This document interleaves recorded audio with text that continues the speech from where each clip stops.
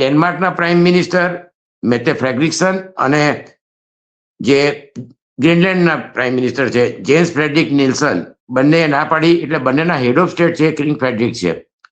હવે ગ્રીનલેન્ડમાં ઘણા વખતથી મુવમેન્ટ ચાલતી હતી, ઓટોનોમી અને ઇન્ડિપેન્ડન્સ, પણ ટ્રમ્પના આ પગલા પછી હવે એક બહુ દૂરનું સ્વપ્ન થઈ જશે. જેમ આપણે કહ્યું કે એમનું જે ડિફેન્સ છે, એ લોકોનું ફાઇનાન્સ છે અને ફોરેન એફેર્સ છે એ ડેનમાર્ક સંભાળે છે, અને ડેનમાર્ક એ લોકોને ગ્રાન્ટ આપે છે. એટલે જે 20% એમની જીડીપી છે એ તો ડેનમાર્કની જે ગ્રાન્ટ છે એના ઉપર ચાલે છે. એટલે $450 મિલિયન દર વર્ષે, કારણ કે ગ્રીનલેન્ડની વસ્તી બહુ ઓછી છે.